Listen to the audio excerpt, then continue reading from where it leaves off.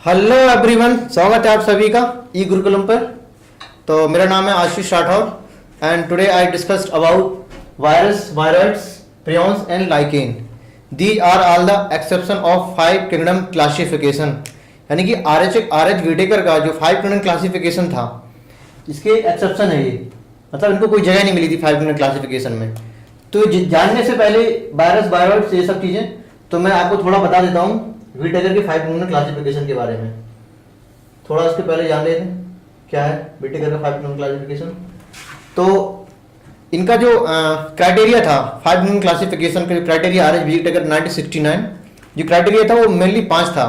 Thallus organisation, cell structure, mode of nutrition, mode of reproduction and phylogenetic relationship. अगर मैं देखता हूँ, देखिए सबसे पहले क्या हुआ, इन्होंने मोनेरा को प्लेस दिया और कहा कि मोनेरा से बने आपके प्रोटिस्टा। ये प्रोटिस्टा बन गया आपका, ठीक है, प्रोटिस्टा। और प्रोटिस्टा से आपके 3 बने, 1 2 3। प्रोटिस्टा से आपके बने फंजाई, ठीक है, और यहां पे आपके बने प्लांटी और यहां पर एनिमेलिया। Okay, animalia. तो 1 2 3 4 5 ये 5 किंगडम है आपके मेनली, ठीक है, जो आर एच विटेकर का है। ये आर एच विटेकर साहब ने 1969 में 5 किंगडम क्लासिफिकेशन दिया। इसके पहले भी आए 2 किंगडम, 3 किंगडम, 4 किंगडम। इसके बाद फाइनली मोस्ट एक्सेप्टेड जो था 5 kingdom classification R H Whittaker का। अब इनके अकॉर्डिंग देखते हैं जो इनकी क्राइटेरिया है, जिनमें से 2 क्राइटेरिया को मैं यहाँ पे थोड़ा समझाना चाहूंगा, जरूरी है।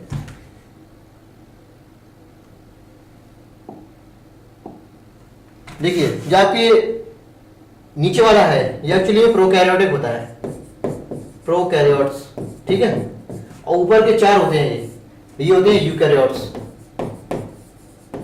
यूकैरियोट्स, ठीक। ये मैंने किस बेसिस पे लिया आपके, ये मैंने बेसिस लिया क्या, सेल स्ट्रक्चर। सेल स्ट्रक्चर बोलो या सेल टाइप बोलो, ओके, सेल स्ट्रक्चर या सेल टाइप। और जो पहला इनका क्राइटेरिया था ये, और दूसरा क्राइटेरिया था इनका थैलस ऑर्गेनाइजेशन या बॉडी ऑर्गेनाइजेशन। आपके ऊपर के ये नीचे के 2 थे, ये एक्चुअली में यूनिसेलुलर है, एक सेल से मिलकर बना होते हैं, ठीक है, और ऊपर के 3 होते हैं, ये आपके मल्टी सेलुलर है, मल्टी सेलुलर। ओके, तो आपके ये फंजाई होते हैं, मेनली डिकम्पोजर है।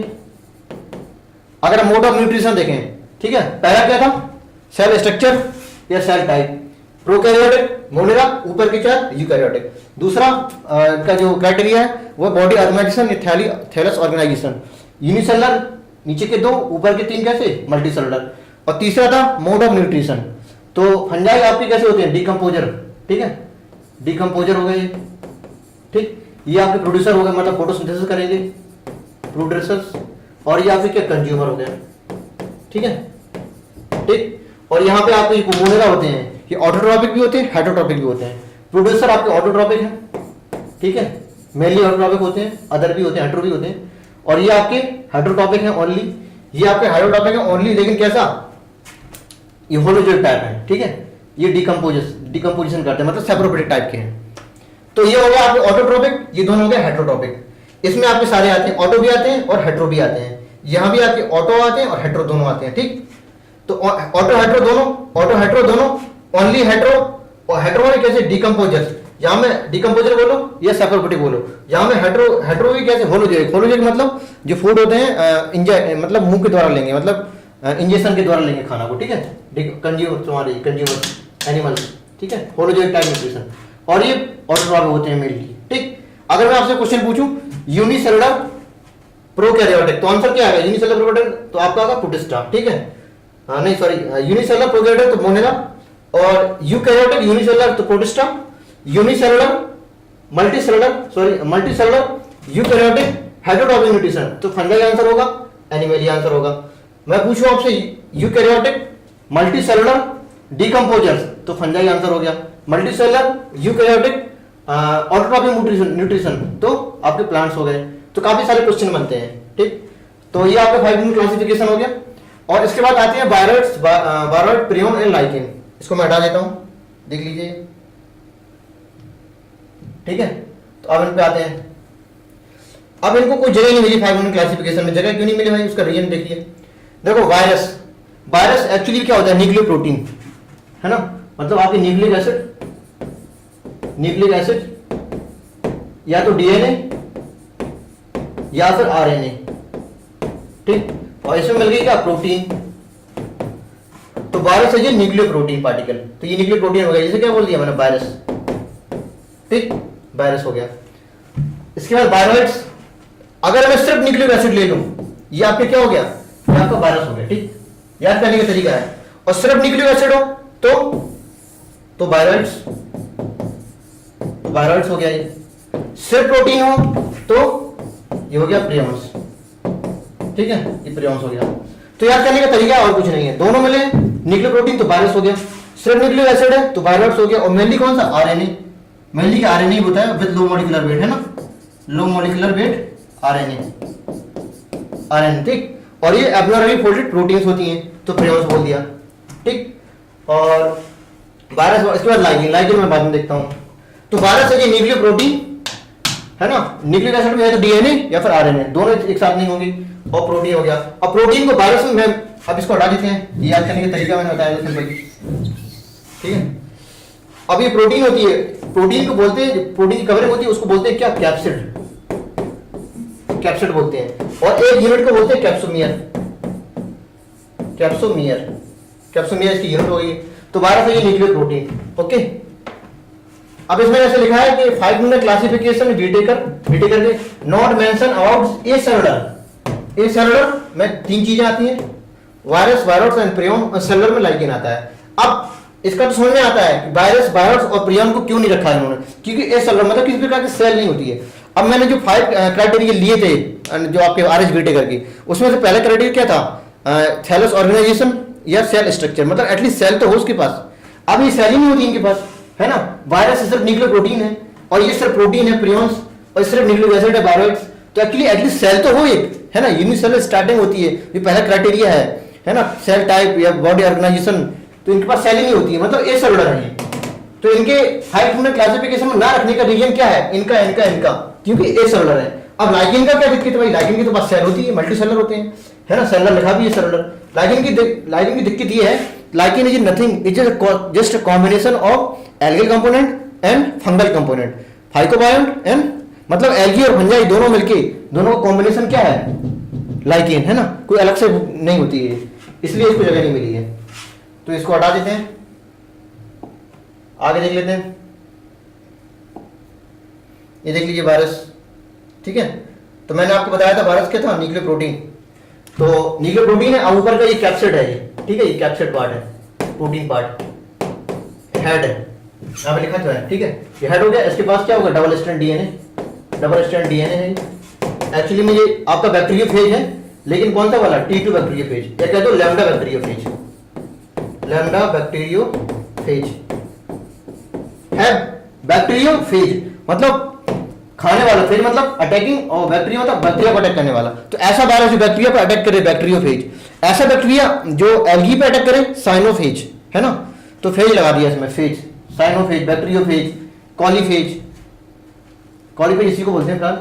अब इसका जो मेन से ये आपकी हेड होता है, एक कॉलर पार्ट होता है, ये सीट होती है, नेक, जो नेक है, नेक की कवरिंग को सीट बोलते हैं। और टेल फाइबर होते हैं, कितने होते हैं, 6, इनको हम प्रोंग भी बोल देते हैं, प्रोंग, है ना। ये आपकी टेल प्लेट है, टेल प्लेट।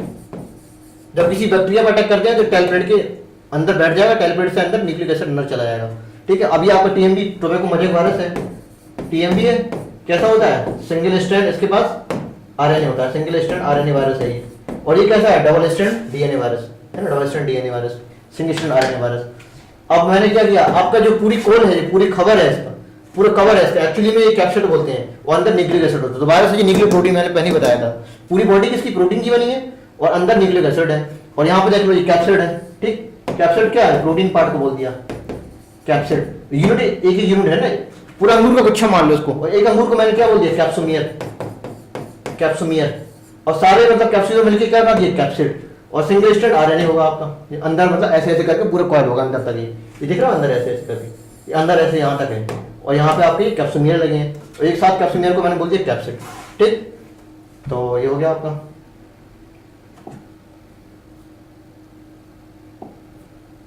ठीक है, अब देख लेते हैं, वही वही पॉइंट लिखा है, 5 डिफरेंट क्लासिफिकेशन ब्रिटिकल में not mention virus, virus and prions and cellular वाले, लाइकेन को मेंशन नहीं किया गया। इन तीनों को तो पता चलता है कि ये सेलुलर है, और lichen just combination of algae and fungi, इसलिए इसको जगह नहीं मिली है। देख लीजिए, virus is obligate parasite. Obligate का मतलब क्या है? टोटल पैरासाइट होते हैं, मतलब कोई और दूसरा इनके पास ऑप्शन नहीं है ना। एक चीज मैं बता देता हूँ, वायरस वायरस जो होते हैं एक होता है विरियन। ठीक है, विरियन क्या होता है? एक्चुअली में जब तक वायरस किसी होस्ट नहीं मिलता है, वायरस को कोई होस्ट नहीं मिलता, कोई लिविंग बॉडी नहीं मिलती है, तब तक उसको हम वायरस नहीं बोलते हैं। बोल दिया वायरस, लेकिन आउटसाइड द जो बॉडी होती है वायरस की, उसको हम विरियन बोलते हैं। ठीक है, तो जब तक वायरस बाहर घूम रहा है हवा में तो विरियन बोलो। जब वही विरियन किसी होस्ट में घुस जाए, अंदर होस्ट बॉडी मिल जाए, तो उसी विरियन को हम वायरस बोलने लगते हैं। थोड़ा डिफरेंस कहीं आ जाता है, जैसे आपके नीट में नहीं बोला ऐसा कुछ, तो ओनली वायरस बोला है फिलहाल, मैंने बता दिया है। ठीक है, वायरस नॉन सेलुलर, पहले बताया था, इनर्ट क्रिस्टलाइन स्ट्रक्चर है आउटसाइड द लिविंग। अब ये लाइन लिखी है विरियन की, एक्चुअली में virus is non cellular inert crystalline structure outside the living body is virion. ठीक है, तो यही विरियन है आपका। अब यही विरियन बाद में चेंज हो जाएगा वायरस में, जब होस्ट मिल जाएगा। तो वायरस कंटेन प्रोटीन, कैप्सिड बोलते हैं, यूनिट कैप्सोमियर होती है। Genetic material that could be either DNA और आरएनए, दोनों एक साथ नहीं होंगे, या तो डीएनए होगा या फिर आरएनए होगा। That is called virus nucleoprotein होते हैं। No virus contain both DNA and RNA, है ना, एक साथ नहीं होते दोनों। इन जनरल वायरस, अब ये बात सुन लो, देखो जनरली जो प्लांट वायरस होते हैं, इन जनरली, ऑलवेज नहीं, प्लांट वायरस एक्चुअली कैसे होते? Single strand RNA. ठीक है, और इन जनरली एनिमल वायरस जो होते हैं, मतलब जो एनिमल पर अटैक करते हैं, एनिमल वायरस जो होते हैं, वो कैसे होते हैं? या तो सिंगल स्ट्रैंड आरएनए होंगे, या आरएनए का डबल स्ट्रैंड भी हो सकते हैं, डबल स्ट्रैंड आरएनए भी हो सकता है।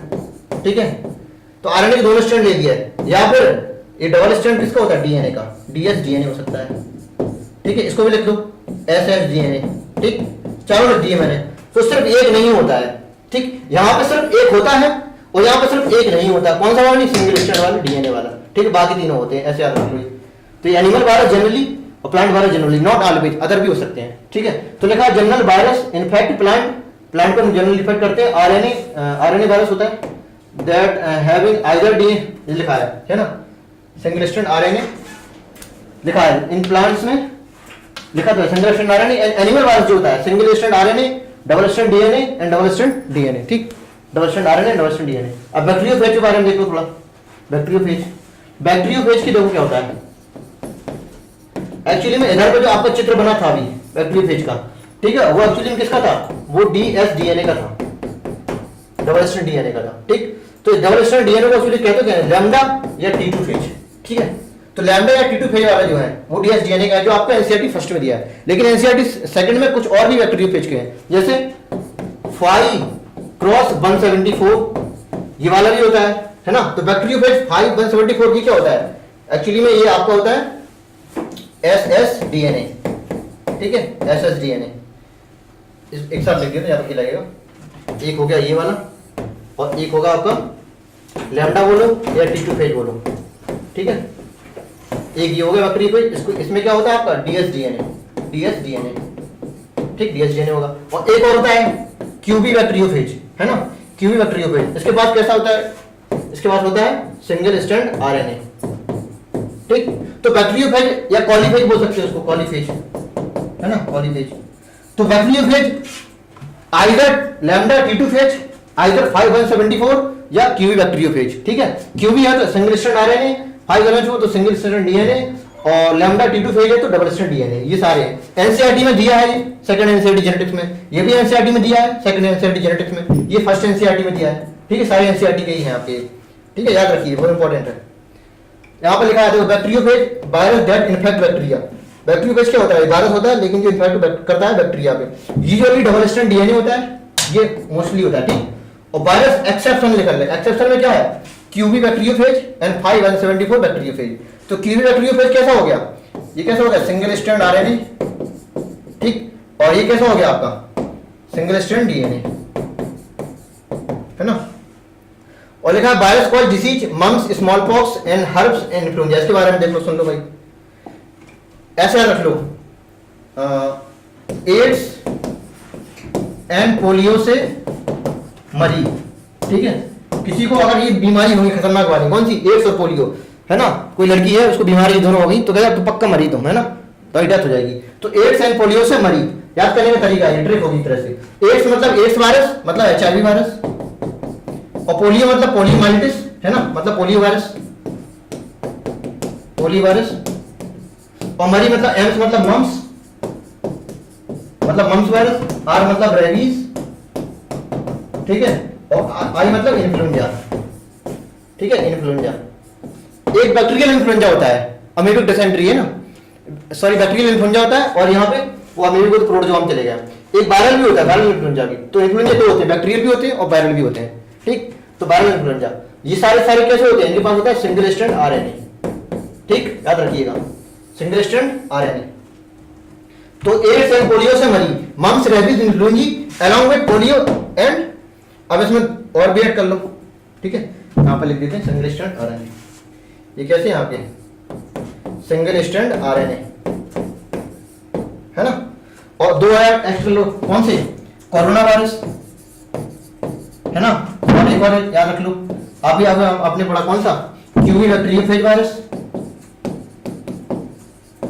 ठीक है, और एक रख लो TMV वायरस। 1 2 3 4 5 6 7 8, है ना, ये 8 याद रख लो। 8 बीमारी ऐसी हैं जिनके पास सारे के पास क्या है, सिंगल स्ट्रैंड RNA वायरस, ठीक। और एक्स्ट्रा ले लो, एक्स्ट्रा देखना है तो आपको हर्स वायरस ले लो, हर्स ले लो, एडिनो वायरस ले लो, ठीक है, ये एनसीआरटी में है, हर्स, एडिनो, ह्यूमन एडिनो, और आपका हेपेटाइटिस बी एनसीआरटी में है, हेपेटाइटिस बी, है ना, हेपेटाइटिस बी है, CMV, ये आपका सेकंड एनसीआरटी में एप्लीकेशन बायोलॉजी में है, CMV। इन सारे के सारे एक ही है, कौन सा वाला, dsDNA, ठीक है, dsDNA। तो dsDNA कितने याद रख लो, ये है, और आपकी सिंगल स्ट्रैंड RNA की, ठीक। आगे बढ़ते हैं, अब इसमें देखो लिखा भी है, लिखा है कि वायरस कॉज लाइक मम्स, तो मम्स कौन सी होगी, सिंगल स्ट्रैंड RNA, पॉक्स, अच्छा जो मैंने ऊपर लिखे थे उसमें पॉक्स भी था, ठीक है, जो आपके human adenovirus, hepatitis B और उसमें पॉक्स भी, स्मॉल पॉक्स, चिकन पॉक्स दोनों आ जाएंगे। तो pox also double stranded DNA, ठीक है, डबल स्ट्रैंड DNA, हर्स भी डबल स्ट्रैंड DNA हो गया। इन्फ्लुएंजा कैसा है, सिंगल स्ट्रैंड RNA, एनसीईआरटी में चीज दी है, ठीक है, जब चीज एनसीईआरटी में दी है तो आ भी सकता है। मम्स कैसा है, सिंगल स्ट्रैंड RNA, ठीक। तो एड्स लिखा है, ये भी सिंगल स्ट्रैंड RNA हो गया, single strand RNA। AIDS also caused by ये वायरस, कौन सा, HIV वायरस। और लिखा है प्लांट में जो अगर सिम्टम हो वायरस के द्वारा तो मोजेक फॉर्मेशन हो सकता है, मतलब गांठ बन सकती है ना, और leaf rolling, curling, yellowing, win clearing, मतलब उसकी वेन है तो डिस्टर्ब हो सकती है, डॉट मतलब ग्रोथ कम होगी, स्टंटेड ग्रोथ, है ना। तो ये सारे सिम्टम हो सकते हैं इसकी। तो ये डिसीजेस है ना, ये सारे डिसीजेस हैं, और ये क्या है, सिम्टम है प्लांट वायरस, इन जनरली होता है। आप देख लेते हैं history of viruses, history of viruses. देखो सबसे पहले डीजे इवानोव्स्की आए, इन्होंने किया discovery of tobacco mosaic virus, ठीक है। तो टोबैको मोज़ेक वायरस के बारे में सबसे पहले इन्होंने बताया, और कहा एक बैक्टीरियल फिल्टर होता है, ठीक है, कोई चीज ऐसी होती है, कोई एक चीज है, कोई पैथोजन ऐसा है जो इनको क्रॉस कर जाता है, ठीक है, इनको क्रॉस कर जाता है, कोई चीज है। अब नाम नहीं बताया उन्होंने क्या होता है, तो बाद में उन्होंने कहा ये tobacco mosaic virus, actually virus है ये। तो कोई चीज ऐसी है जो बैक्टीरियल फिल्टर को प्रूव कर देता है, ये क्या है, बैक्टीरियल फिल्टर, बैक्टीरियल फिल्टर हो गया ये। तो ये कौन सा है, टोबैको मोज़ेक वायरस, ठीक। तो कह रहा है कि स्मॉलर देन बैक्टीरिया, अब बैक्टीरियल फिल्टर है, मतलब ऐसे फिल्टर जो बैक्टीरिया क्रॉस ना कर पाए। बैक्टीरिया प्रूफ फिल्टर का मतलब क्या है, बैक्टीरिया को प्रूव करता है कि वो नीचे नहीं जा पाएगा, तो बैक्टीरिया फंस जाएंगे इसमें। और बैक्टीरिया से साइज जितने कम हो, जिसका भी साइज कम हो बैक्टीरिया से, है ना, मोटा मोटा कितना होता है इसका, 1 से लेके 3 तक माइक्रोमीटर, है ना, 1 से 3 तक लगभग इतना साइज होता है इसका। तो इस साइज से जो भी कम होगा वो इसको प्रूव कर जाएगा, माइक्रोप्लाज्मा भी निकल जाएगा इससे, PPRO भी निकल जाएगा इससे, वायरस भी निकल जाएगा इससे, ठीक। तो कुछ चीज ऐसी होती है जो बैक्टीरियल प्रूफ फिल्टर को क्रॉस कर देती है, ठीक है। अब वो क्या होती है ज्यादा अच्छे से नहीं बता पाए, तो smaller than bacteria that pass through the bacterial proof filter. और रिकॉग्नाइज किया उन्होंने certain microbes tobacco mosaic virus which cause mosaic disease in tobacco, है ना, मतलब टोबैको डिसीज में मोज़ेक मतलब गांठ बना देती है ना, प्रोलिफरेशन ऑफ सेल। और इसके बाद ये इन्होंने कब बताया, 1892 में। इसके बाद 6 साल बाद ये आए 1898, कौन, MW विजलिंग साहब आए। इन्होंने कहा, क्या कहा, जो चीज निकली है, जो बैक्टीरियल प्रूफ फिल्टर को निकला है, एक्चुअली में लिक्विड है, एक लिक्विड है, वो भी कैसा है, इन्फेक्शियस है ना, इन्फेक्शियस है। मतलब इन्होंने कहा living infectious fluid, contagium vivum fluidum को बताया। कॉन्टेजियम मतलब इन्फेक्शन, बाइवम मतलब जिंदा, और फ्लूइडम मतलब फ्लूइड, मतलब एक तरल पदार्थ, एक जिंदा तरल पदार्थ ऐसा होता है जो हेल्दी प्लांट में डिसीज कर देता है, तो जिंदा तरल पदार्थ बताया ना। कॉन्टेजियम बाइवम फ्लूइडम मतलब लिविंग इन्फेक्शियस फ्लूइड, किसने बताया? एमडब्ल्यू विजरिंग साहब ने। और डिमोन्स्ट्रेट किया that extracted of infected plant, मतलब जो प्लांट आपको ऑलरेडी इन्फेक्टेड है उसकी लीफ को हम एक्सट्रैक्ट करते हैं, जो लीफ इसकी इन्फेक्टेड हो गई है, और हेल्दी प्लांट में उसको टच कराते हैं तो हेल्दी प्लांट भी इन्फेक्शन हो जाएगा, किससे? टोबैको मोज़ेक वायरस से, है ना। तो कहते हैं extracted of infected plant tobacco could be cause infection in healthy plants, है ना, इन्होंने बताया। और कह रहे हैं कि name the new pathogen virus, मतलब जो पैथोजन को नेम वायरस है ना, वायरस को जो नेम दिया गया, किसने दिया गया? विजरेट ने। पुरानी एनसीईआरटी में लुईस पास्चर थे, इसके बाद दूसरी एनसीईआरटी आई, उन्होंने इवानोव्स्की दिए, 1 साल तक टिकी वो एनसीईआरटी। इसके बाद अभी जो एनसीईआरटी आ रही है, कुछ एडिशन में आपको विजरेट साहब भी है और कुछ एडिशन में इवानोव्स्की को भी बोला गया है, ठीक है। तो आप गूगल कर लीजिएगा, गूगल आपको विजरेट ही देता है, तो कुछ एनसीईआरटी में आपको इवानोव्स्की भी है, तो सर ने भी शायद सुनील सर ने भी विजरेट ही बताया, तो मैं भी ये बताऊंगा। Name the new pathogen virus and called fluid as contagium vivum fluidum living infectious fluid. इसके बाद 1935 में स्टैनली साहब आए, ये WM है, ये WM है, MW है, याद रख लो, जो पहले आए तो M पहले आता है, तो MW है, उसको उल्टा करो तो WM, जो बाद में आया तो W बाद में आता है, ठीक है, अल्फाबेटिकली। तो याद करने का तरीका है, WM स्टैनली, इन्होंने क्रिस्टलाइज किया वायरस का, है ना, वायरस का क्रिस्टलाइज। तो crystallisation of virus Stanley, demonstration of virus and called contagium vivum fluidum, then Beijerinck, ठीक है, और discovery of virus at the TMB is Ivanovsky, 1892, 1898, 1935, ठीक। ये हो गया आपका। आगे देख लेते हैं, अब आते हैं वायरस, वायरस एंड लाइगेन।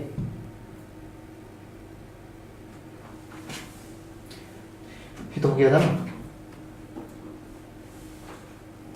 देखो वायरस देख लेते हैं, हमने पहले क्या बताया था, न्यूक्लिक एसिड और प्रोटीन मिल जाए तो क्या बना देते हैं? वायरस बना देते हैं, ठीक है। अगर सिर्फ न्यूक्लिक एसिड है तो वायरस, ठीक है। अगर सिर्फ प्रोटीन है तो एब्नॉर्मली फाउंड प्रोटीन है तो प्रियॉन्स।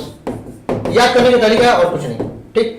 तो वायरस क्या है? 1971 में टीओ डीलर साहब आए और उन्होंने कहा discover new infectious agent that was smaller than virus, ठीक है, वायरस से स्मॉलर होगी। अब इस वायरस मैंने ये मान लिया, ये वायरस हो गया आपका, ठीक है, मान लो वायरस है, अंदर ये क्या है? ये आपका डीएनए, मतलब डबल स्ट्रैंड डीएनए है, मतलब बैक्टीरिया फेज की हमने हेड वाला पार्ट बना दिया ये, ठीक। अगर मैं एक काम बताऊं, अगर मैं इसमें न्यूक्लिक एसिड गायब कर दूं अंदर से, तो क्या साइज में कोई चेंज हुआ? नहीं हुआ ना। तो कहते हैं ये सिर्फ प्रोटीन है, मतलब ये क्या है? प्रोटीन है, मतलब ये क्या हो गया? एक्चुअली प्रियॉन्स हो गया ये, ठीक है, प्रियॉन्स हो गया ये, था वायरस लेकिन प्रियॉन्स है। तो कहते हैं size of prions and size of virus, virus था पहले ना क्योंकि अंदर डीएनए था, साइज ऑफ वायरस और size of prion is just equal. क्यों? अंदर से न्यूक्लिक एसिड तो गायब हुआ। वायरस क्या था? न्यूक्लिक प्रोटीन, ये न्यूक्लिक एसिड, ये प्रोटीन, तो न्यूक्लिक प्रोटीन वायरस हो गया। और प्रियॉन्स क्या होता है? सिर्फ प्रोटीन, तो प्रोटीन हटा दो, साइज में कोई चेंज हुआ? नहीं हुआ। तो याद करने का तरीका है, तो size of virus and size of prion just equal, ठीक। अब न्यूक्लिक एसिड तो छोटा होता है भैया, और न्यूक्लिक एसिड क्या है? वायरस, मतलब आरएनए मॉलिक्यूलर, तो ये छोटा होगा ना, लिखा है smaller than virus. Call potato spindle tuber disease, potato spindle tuber disease बोलो, या पोटैटो स्पिंडल मोज़ेक डिसीज भी कह सकते हैं। ट्यूबर का मतलब है गांठ बनना, और मोज़ेक का भी मतलब गांठ बनना। It was found to be free RNA, तो लगा फ्री आरएनए सिर्फ, दैट लैक प्रोटीन, हां प्रोटीन लैक होगी, और found in the virus and name virus. RNA virus by low molecular weight, जो आरएनए है वो कैसा है? लो मॉलिक्यूलर वेट, ठीक है। ये एनसीईआरटी का कंटेंट है आपका। और प्रियॉन्स लिखा है modern medicine certain infectious neurological disease protein that agent similar in the virus, देखो लिखा है ना, agent by similar in similar size in the virus, मतलब वायरस के इक्वल है। These agent bar called prions, the most notable disease bovine spongiform encephalopathy, मतलब BSE, इसको हटा देते हैं, ठीक है। तो आपको ये BSE है, ठीक है, BSE, ये एनालॉगस वेरिएंट होते हैं CJD के, ठीक है। ये आपकी डिसीज होती है किसमें? कैटल्स में, ठीक है, और ये किसमें होती है? ह्यूमंस में। नाम एक ही है, मतलब ये भी प्रियॉन्स है, ये भी प्रियॉन्स, मतलब ये प्रियॉन्स की डिसीज होती है। तो बोवान स्पॉन्जिफॉर्म इंसेफेलोपैथी, बोवान का मतलब होता है कैटल, स्पॉन्जिफॉर्म का मतलब होता है स्पॉन्जी होना, मतलब खोखला हो जाना, और इंसेफेलोपैथी मतलब होता है ब्रेन, है ना। इंसेफेलॉन का मतलब ब्रेन ही होता है। जब एमबीबीएस करेंगे तो आप पढ़ेंगे प्रोजेनसेफेलॉन, मीजेनसेफेलॉन, रोमेनसेफेलॉन। सेफेलॉन मतलब ब्रेन, तो इंसेफेलोपैथी होगी, मतलब सेफेलॉन में पैथी हो गई, मतलब डिसीज हो गई। तो बोवान स्पॉन्जिफॉर्म इंसेफेलोपैथी मतलब खोखला हो गया ब्रेन, किसका? कैटल्स का। जब ब्रेन खोखला हो जाएगा तो गाय कैसी हो जाएगी? पागल हो जाएगी, तो कहते हैं मैड काउ डिसीज। तो BSE also called mad cow disease, mad cow disease किसमें होती है? मैनली कैटल्स में होती है, ठीक। और एनालॉगस वेरिएंट है किसके? CJD के, crop Jacob disease in humans. पढ़ लेते हैं, लिखा है BSE commonly called mad cow disease, लिखा है कैटल में होती है, और एनालॉगस वेरिएंट किसके? CJD के इन ह्यूमन में, ठीक। लाइकेन देख लेते हैं, इसको हटा देते हैं। लाइकेन, तो लाइकेन क्या है? हमने अभी बताया था, lichen is nothing, is just a combination of algal component and fungal component, ठीक है। एल्गल कंपोनेंट को बोलते हैं फाइकोबायोन, ठीक है, और इसको बोलते हैं माइकोबायोन, ठीक है, माइकोबायोन्स। अब एल्गी का काम क्या होता है? एल्गी कैसी होती है? ग्रीन, ठीक है, मतलब ये कैसी होती है? इसका मोड ऑफ न्यूट्रिशन कैसा होता है? ऑटोट्रॉपिक, है ना। ये कैसे होते हैं? ऑटोट्रॉपिक, ऑटोट्रॉपिक न्यूट्रिशन होता है, ठीक। और ये कैसे होते हैं? हेट्रोट्रॉपिक, ठीक है। और हेट्रोट्रॉपिक कैसे? डिकम्पोजर या कह दो सैप्रोफिटिक, ठीक। अब ये इनका हो गया। अब ऑटोट्रॉपिक होंगे तो ये क्या करेंगे? फूड फोटोसिंथेसिस करेंगे, है ना, फोटोसिंथेसिस करेंगे। ये क्या करेंगे? फोटोसिंथेसिस, फोटोसिंथेसिस करेंगे, मतलब ये क्या बनाएंगे? फूड प्रिपेयर करेंगे। और इन जनरली जो फूड प्रिपेयर करता है, मतलब जो खाना बनाता है, वो कैसा होता है? नौकर होता है, तो कहते हैं स्लैब है ये, ठीक है। और ये क्या है? मास्टर है। तो कहते हैं जो लाइकेन है प्लस प्लस मतलब म्यूचुअलिज्म, मतलब सिम्बायोटिक रिलेशन के साथ साथ मास्टर स्लैब रिलेशन भी कहते हैं। मास्टर कौन? फंजाई। नौकर कौन? एल्गी। क्यों? खाना बना रहा है, किसके लिए? फंजाई के लिए। फंजाई क्या कर रहा है? वाटर एंड मिनरल्स को एब्जॉर्प्शन करा रहा है। तो इसका काम क्या है? फूड प्रिपरेशन करना। इसका काम क्या है? वाटर को प्रोवाइड करेगा ये, ठीक है, मिनरल्स को प्रोवाइड करेगा ये, और क्या करेगा? और ये शेल्टर देगा, मतलब जगह देगा। इतने सारे काम कर रहे हैं, इसलिए मास्टर है ये, ठीक है। ये मास्टर साहब हो गए, ये आपके इनके नौकर हो गए। तो लाइकेन का जो symbiotic relation also called master and slab relation, ठीक है। Algal component, fungal component, algal को कहते हैं फाइकोबायोन, यहां कहते हैं माइकोबायोन। Heterotrophic mode of nutrition, decomposer बोलो, सैप्रोफिटिक बोलो। ऑटोट्रॉपिक मोड ऑफ न्यूट्रिशन, खाना बनाएगा, ठीक। फोटोसिंथेसिस करेगा, क्या? फूड प्रिपेयर, मतलब ये कैसा हो गया? प्रोड्यूसर। तो देख लेते हैं लाइकेन बार सिम्बायोटिक एसोसिएशन होगा, मतलब plus plus mutually useful association है between algae and fungi, okay. Mycobiont बोलते हैं किसको? एल्गल कंपोनेंट को। और फाइकोबायोन बोलते हैं किसको? एल्गल कंपोनेंट को। माइकोबायोन किसको बोलते हैं? फंगल कंपोनेंट को। विच आर ऑटोट्रॉपिक, बिल्कुल सही बात है, हेट्रोट्रॉपिक रिस्पेक्टिवली। तो ऑटो कौन सा हो गया? फंजाई वाले। हेट्रोट्रॉपिक कौन सा? वो फंजाई वाला, ऑटो एल्गी वाला, ठीक है, रिस्पेक्टिवली। एल्गी प्रिपेयर फूड किसके लिए? फंजाई के लिए। फंजाई क्या कर रहा है? Provide shelter and absorb minerals and nutrients water its partner, मतलब एल्गी को। So close their association in new so lichen, है लाइकेन बोलने लगे इनको। इमेजिन कर रहे हैं कि डिफरेंट टाइप ऑर्गेनिज्म, कह रहे हैं lichen very good pollination indicator होता है, मतलब जहां पॉल्यूशन होता है वहां पे लाइकेन ग्रो नहीं करते हैं, तो इसलिए कहते हैं गुड पॉलिनेशन इंडिकेटर होता है ना। और उसमें भी एयर पॉल्यूशन अच्छा खासा होता है, एयर में भी SO2 पॉल्यूशन, ठीक है। तो गुड पॉल्यूशन इंडिकेटर, और एयर में भी कौन सा? SO2, है ना, SO2 पॉल्यूशन। तो ये हो गया। इसके बाद क्वेश्चन देख लेते हैं, इसके बाद थोड़ा रिवीजन करा देते हैं एक बार मोटा मोटा। तो 5 मिनट क्लासिफिकेशन में बायरोट, प्रियोन एंड लाइकेन एक्सेप्शन थे, क्योंकि सेल से मिलकर बने होते हैं, और ये सेल से मिलकर बने तो होते हैं, लेकिन सेलुलर ये just combination of algae and fungi, इसलिए इनको जगह नहीं मिली है। इसके बाद देखते हैं कैप्सिड बोलते हैं प्रोटीन पार्ट को, और आरएनए होता है न्यूक्लिक एसिड, है ना। तो आइदर डीएनए और RNA found in the virus, और कैप्सिड बोलते हैं प्रोटीन पार्ट को। हेड होता है, कॉलर होता है, और 6 टेल प्रोंग होते हैं ये। इसके बाद डबल स्ट्रैंड डीएनए, इसके बाद सिंगल स्ट्रैंड आरएनए। आगे बढ़ते हैं। इसके बाद वायरस के बारे में मैंने देखा। इसके बाद देखिए हिस्ट्री ऑफ वायरस में Ivanovsky tobacco mosaic virus discovery, Beijerinck contagium vivum fluidum and demonstrate that plant को डिमॉन्स्ट्रेट किया, ठीक है। और क्रिस्टल किसने बनाए? स्टैनले ने, ठीक है। ये हो गया था। इसके बाद फिर हमने देखा viroids only RNA no molecular weight 1971 TO Diener. Prions के बारे में देखा। प्रियॉन्स एब्नॉर्मली फोल्डेड प्रोटीन होते हैं, इन्फेक्शियस प्रोटीन होते हैं, जो BSE also called mad cow disease analogous variant to CJD, है ना, इन ह्यूमन। और इसका लाइकेन देखा, parallel component, fungal component, algal component. एक खाना बनाएगा, दूसरा फूड वाटर मिनरल्स का एब्जॉर्प्शन करेगा। चलो हो गया। अब देखते हैं क्वेश्चन। कॉलीफेज 5174 का वायरस का न्यूक्लिक एसिड बताना है, मतलब क्या होता है? पहले बताया था, कॉलीफेज 5174 सिंगल स्ट्रैंड डीएनए होता है, सिंगल स्ट्रैंड डीएनए, ठीक है। और कीवी बैक्टीरियोफेज कैसा था? ये सिंगल स्ट्रैंड आरएनए थे, ठीक है। और एक था कौन सा? डबल स्ट्रैंड वाला, वो कौन सा था? T2 बोलो या लैम्डा बोलो। आगे देख लेते हैं। बायरोइड्स क्या है? क्या पूछ रहा है? Viroids cause potato spindle, mosaic disease बोलो या ट्यूबर डिसीज बोलो, ठीक है। 1971 TO Diener, okay. Low molecular weight RNA. Viruses are obligate parasite होते हैं, मतलब टोटल पैरासाइट होते हैं। एक होते हैं टोटल, एक होते हैं फैकल्टेटिव। फैकल्टेटिव मतलब ऑप्शनल, है ना, ये भी और वो भी, और सिर्फ यही तो ऑब्लिगेट मतलब टोटल पैरासाइट। आगे देख लेते हैं ये क्या है। जेनेटिक मटेरियल इन रेबीज, देखो आ गया रेबीज, हमने पहले ही बताया था। एड्स एंड पोलियो से मरी, ठीक है। Mumps, rabies including polio, AIDS plus corona plus ट्यूबी बैक्टीरियोफेज, ठीक है। और एक और था, कौन सा था, टीएमबी। इतने सारे लोग कैसे हैं, सारे सिंगल स्ट्रैंड आरएनए, ठीक। तो सिंगल स्ट्रैंड आरएनए है। रेबीज कहां है भैया, single strand RNA DNA single strand, ये है, ठीक। Second option will be correct. आगे बढ़ते हैं। बोवार्ड स्पंजिफॉर्म इंसेफेलोपैथी बीएसई डिसीज प्रियॉन्स के द्वारा होती है, किसके रखा हुआ है, ठीक, कैटल्स में होती है, कैटल्स, ठीक। जेनेटिक मटेरियल इन वायरस क्या होता है, डीएनए या आरएनए, दोनों नहीं हो सकते, ठीक है। तो third option will be correct. Okay, thank you so much, bye bye.